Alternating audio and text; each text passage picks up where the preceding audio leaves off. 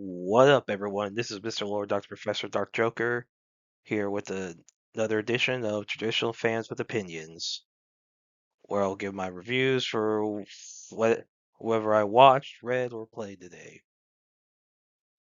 And who are Traditional Fans with Opinions? That is myself, and that is you, the viewers. With all that being said, on with the reviews. Once Upon a Witch's Death, Episode 4. So in this one, this continues on from the previous episode. So Sophie has replaced Faust as the person who's opening this door to another world since Faust is like sick. And Faust wants Meg to learn from Sophie. Since Sophie, despite being the same age as Meg, is already one of the seven sages. Sophie brings up the fact that Meg doesn't have a nickname and that all the townspeople just call her like Faust's apprentice. And Sophie believes because Meg hasn't earned any recognition from everyone, and she wonders why Meg studies magic despite not necessarily having a clear goal for learning. While Sophie's goal is to erase magic because Sophie was from a country where her red eyes as well as her ability to use magic was seen as powers was seen as associated with the devil. So she was seen as like demon spawn, and so basically she was, not looked highly upon by people in her village, and this like magic council took her in when she was 5. So she never really connected with anyone. So like basically like Sophie uses her magic to like make people happy because she wants to gain connections with other people, which is how she got the nickname the Sage of Blessings. And then Meg gets a little concerned when Sophie alters Faust's spell to make the gate larger so that more like spirits, more beings from like the other universe, another world can, visit the town. And then like basically what happens is like the so when the festival happens, Sophie opens a portal, but due to the large size, this really bad spirit breaks the barrier, and which the barrier is supposed to prevent bad stuff from coming in, so everyone's safe. But the barrier breaks, and you know, basically, since it breaks, Sophie uses her magic to protect the townspeople. But then, like, Sophie's able to like bring back the barrier pretty quickly. Meg takes the fall for it. She said, like, because how Meg puts it, since she's an apprentice, she'll just get away with just scolding. Whereas it would look, I guess, really bad if a sage screwed up. And so, like, the way it looks like, Sophie's glad that people are happy, and she thinks Meg is like her first friend because she doesn't have any friends. Meg, I mean, there's some funny interactions, like, so Meg, she considers like the perhaps the blonde girl. I don't know how serious she is about it, but she calls Fine. I think that's her name. She calls her like her first wife, and calls Sophie her second one. And then she tries to like get into the bath, take a bath with Sophie. Sophie kicks her out. Yeah, that scene was weird. It's just play for laughs. Like it's not meant to be taken seriously. It's just meant to be taken. It's just play for laughs. But thankfully, that's all it's used for. Because I'm not a fan of romance anime. I'm just not. Like any kind of romance anime doesn't matter. I'm just not a fan of it. So I'm glad this is just okay. Get a joke in, move on. As far as that goes. And this is a funny episode. As you see, Sophie probably is on the verge of like doing a happy tears. We all out. You think like unless there's an animation error, I think there was only, or I just didn't see ours. I think there was like three happy tears inside that little container. At least at the time. I don't know if Meg has taken any of the tears yet, but there's like three in them, and so like basically like Sophie's probably about to like do a happy tear or give a few. I don't know. And this looks like it could.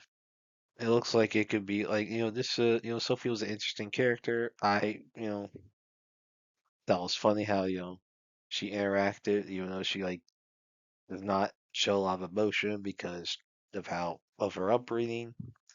So I thought this was a good episode. That was a funny episode. Simple. Just a simple like slice of life story. Which I mean, slice of life is one of the genres. So yeah, I enjoyed this episode. Apocalypse Hotel, episode 3. So this one, apparently, it's 50 years after the previous episode. I mean, they're robots; they don't age. So basically, it's been 50 years since a guest has arrived, and then Hotel Gingaro receives a few other guests. This family called the Pon- Ponchio family or something like that. Basically, like they claim to be humans, and like they claim to be humans, and like, and then it's revealed very quickly. So Yachio is very excited because he's like, "Hey, humans are back!" But like, it's revealed very quickly that they're aliens that resemble like they have like a human-esque form. Then like I guess their main form is like they're tanukis or raccoon dogs. They very much act like raccoon dogs, so like they poop to mark their territory. They basically mess around, like they poop all around the hotel. Like they basically because they thought they were more good, but there was more there weren't any other guests, so they first like pooped to mark their territory to keep other guests away from them.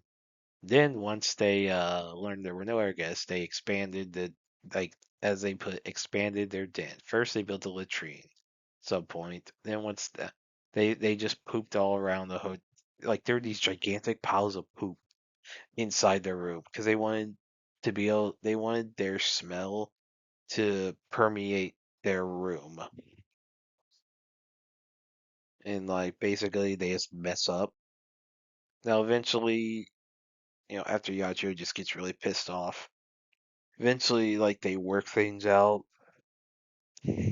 like the hotel staff and the Tanukis, they work things out, and then like basically that family helps clean up, and yeah, that's really it for the episode. I mean, it's a simple episode. Looks like there's just gonna be, yeah, it looks like if this trend continues, it will be a guest of the week, basically kind of thing. However many years it's been, it is. I mean, they're robots; they don't age, and I guess they're preserved very well. So yeah, I think yeah, I thought it was an interesting episode. Just you had Yatsuyo showing like a lot of emotion, especially when she got pissed off. So yeah, the dynamic between the hotel staff and the Tanukis was funny. I mean, I did not expect to see giant piles of poop. on that television, like uncensored, because a lot of stuff, because a lot of anime, poop and puke are censored or always blur, well blurred. You see the colorization, you see that you know what it is. But a lot of times it's like blurred, and sometimes the blurred actually kind of makes it funnier sometimes, like in that one scene in Chainsaw Man.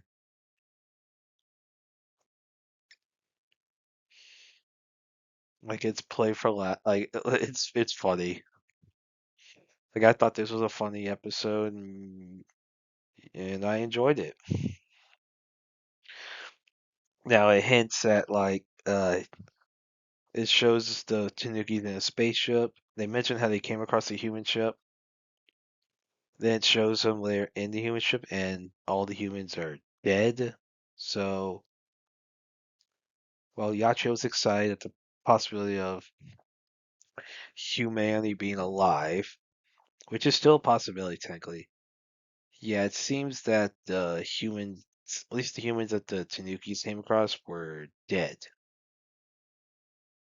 So, yeah, there's a good chance that humanity is no more. No, it's still possible that humanity's back. Humanity is alive and will come back, but, who knows? They could be wiped out, and that could be a plot point that the hotel staff's gonna have to deal with. So, yeah, I thought this was a good episode. Look forward to next week's. Well, that's it. Did y'all like the stuff I reviewed? And if you have your own opinions about all that, you can put all that in the comments. Thank you for watching, and like, subscribe, and all that. And look forward to the next video.